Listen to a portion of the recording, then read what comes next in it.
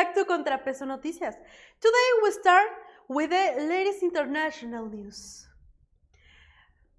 This coverage begins in Nicaragua, the North Korea of Latin America. That's how Nicaraguan opposition leader Juan Sebastián Chamorro described his country after President Daniel Ortega suggests over the weekend that election may no longer be part of Nicaragua's political future. Speaking during celebration making the 47th anniversary of the Sandinista revolution, Ortega delivered a statement that immediately raised alarms both inside and outside the country. Forget about it. There won't be election here ever again, he declared. The comment was far from insignificant in a nation where Ortega had remained in power since 2007 and where demonstrations demanding democratic reforms have repeatedly been met with violent crackdowns by government security forces. The electoral calendar has done little to ease these concerns. Presidential election has originally been scheduled for later this year, but a constitutional reform approved by Ortega's government in 2025 postponed the vote until 2027. That same constitutional amendment also elevated Ortega's wife, Rosario Murillo, to the position of co-president. Now, Ortega's later remarks suggest that even those postponed elections may never take place. And that is wherever the deepest irony emerged. A government that came to power through a revolution that overthrew a dictatorship now appears increasingly willing to eliminate the ballot box altogether. If Ortega meant exactly what he said, Nicaragua will not simply be delaying an election. It will be calling into question whatever future election will exist at all. And the house where Adolf Hitler was born has officially been given a new identity. It is now a police station.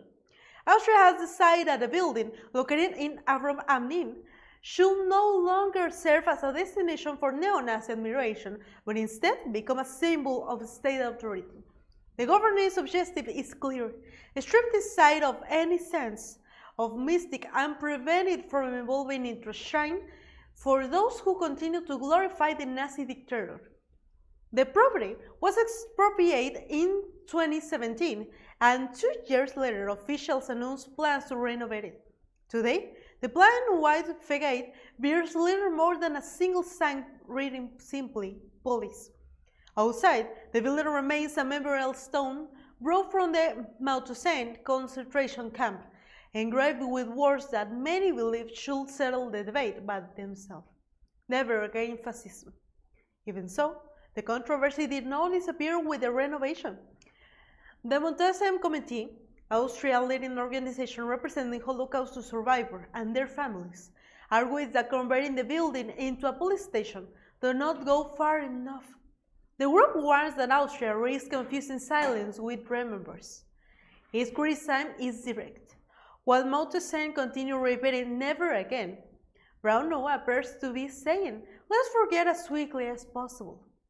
That is the central dilemma. It is the best way to confront the legacy of one of the history's great criminals by erasing physically reminders of his existence, or by openly confronting the history connected to those places. Police officers may now occupy the building, but they cannot change what's happened there. As an Austrian historian Robert Elichter pointed out, the world will never forget where one of this history's most notorious mass murderers was born. And Ukrainian President Volodymyr Zelensky has made a major leadership change in the middle of a political crisis that, according to several analysts, his own administration may have helped create. Zelensky appointed Mikhailo Drapati as the new commander-in-chief of Ukraine's armed forces, hoping the move will modernize the country's military strategy and continue defense reforms already underway. The appointment follows a cabinet refusal that triggered widespread public protests across Ukraine. The removal of Defense Minister Mikhailo Fedorov sparked public outrage, while demonstrators also demanded the dismissal of General Alexander Syrsky. Ultimately, both officials left their position. Fedorov did not return to the defense ministry, leaving Zelensky to appoint someone who, somewhat ironically, has publicly defined the ongoing ministry, the Bradley himself. And the Bradley is far from an ordinary military commander.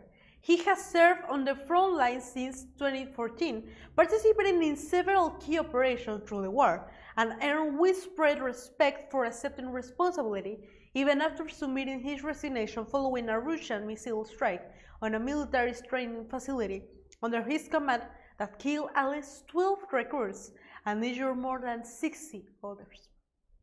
His appointment now represents both a strategic gamble and a response to growing public pressure. Some analysts believe the demonstration helped redirect Ukraine back toward greater democratic accountability. Others argue that Zelensky unnecessarily created another political crisis during wartime. The reality is that in the middle of an armed conflict, every political crisis inevitably carries military consequences as well. And now, we will go to a short break and continue with more international news.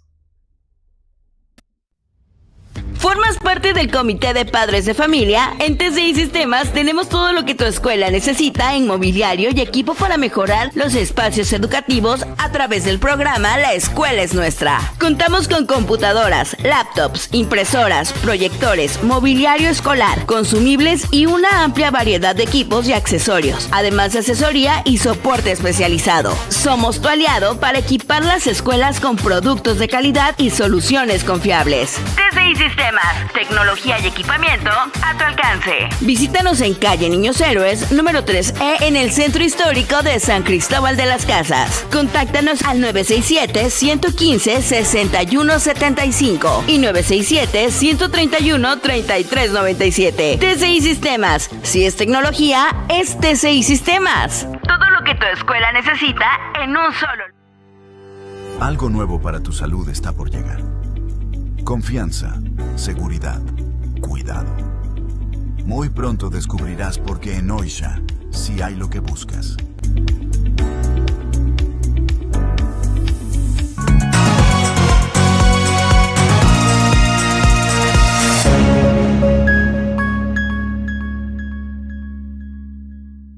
Invierte en tu futuro. Terrenos en venta con el clima perfecto, ubicados estratégicamente, con escritura pública. Disfruta del confort de vivir en un lugar tranquilo con acceso rápido a la ciudad.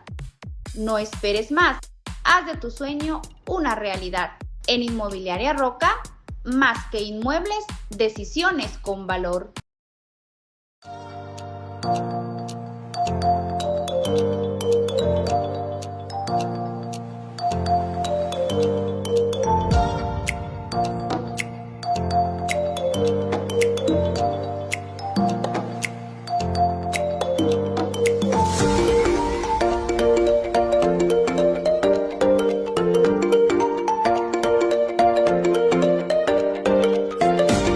No se olvide que tenemos una cita en punto de las 8 de la mañana y posteriormente a las 9:30 para nuestro noticiero completamente en inglés. Soy Ana Acevedo y no olvide que esto es ContraPeso Noticias. ¿Listo para construir el futuro que deseas? En el Instituto Hispano Jaime Sabines te ofrecemos desde maternal, preescolar, primaria, secundaria, preparatoria, licenciaturas y maestrías. Instituto Hispano Jaime Sabines, formando valores para toda la vida. Impacto tiene la solución más sencilla y rápida que te puedas imaginar. Olvídate de complicaciones y maquinaria pesada. Con nuestro increíble asfalto en frío, solo necesitas de 3 herramientas básicas: una escoba para limpiar, un pisón para compactar y una palabra de adición para transformar tus vialidades. Así de fácil, en cuestión de minutos, ese molesto bache que te hacía perder tiempo y arriesgaba tu vehículo desaparecerá para siempre. La calidad duradera que Impacto te ofrece es nuestro mayor compromiso. Queremos que disfrutes de caminos lisos y seguros sin largas esperas ni costosas reparaciones. Es tiempo de experimentar la magia del asfalto en frío de Impacto. Para conocer más sobre esta solución revolucionaria y devolverle la fluidez a tus calles, contáctanos ahora mismo vía WhatsApp al 981-829-0201. Tu camino libre de baches está a un mensaje de distancia. Soy Monserrat González y te invito a sintonizarnos en punto de las 8 de la mañana porque estamos transmitiendo en vivo a través de Facebook, Instagram y YouTube. Recuerda que nosotros somos ContraPeso Noticias. En el Instituto Hispano Jaime Sabines acompañamos a tus hijos desde sus primeros pasos hasta su formación como jóvenes responsables y preparados. Aquí se construyen metas, sueños y decisiones importantes. Inscripciones abiertas. Escríbenos al 961-252-6507 o comunícate al 961-604-1541. Desde maternal hasta licenciaturas, maestrías y doctorados, Instituto Hispano Jaime Sabines, formando valores para toda la vida. Los muebles que tú necesitas para escuelas, oficinas, laboratorios y comercios los encuentras en Giré Muebles. El mejor precio, servicio y calidad es nuestro distintivo. Cotice hoy mismo al 961-2127-068, por WhatsApp al 961-279-4168. En este noticiero que sabe escuchar, desde la sierra llega el clamor, se alza la noticia como un tambor. Montañas y ríos saben murmurar que lo importante aquí viene a informar. Ya conoces al Teletón. Tal vez has visitado alguno de nuestros 27 centros. O conoces a alguien a quien le cambió la vida con sus terapias. Quizás conozcas el Hospital Infantil Teletón. El Instituto Hispano Jaime Sabines cambia de imagen, pero con la misma calidad, seguridad, plan de estudios y la mejor modalidad para que estudies con nosotros, ya que te ofrecemos desde maternal, preescolar, educación primaria, educación secundaria, educación preparatoria, licenciaturas, maestrías y especialidades. Porque en el Instituto Hispano Jaime Sabines construimos las bases de tu futuro, formamos líderes del mañana. And turning now to another major international development. Donald Trump is once again testing the limits of risk in the Middle East, and its time centers on nuclear energy. The newly signed civilian nuclear cooperation agreement with Saudi Arabia reflects a foreign policy philosophy that has become increasingly familiar.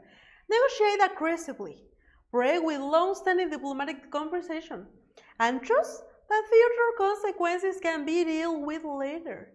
The multi-billion-dollar agreement, which will remain in effect for 30 years, is being promoted by Washington as a major commercial, industrial, and geopolitical victory.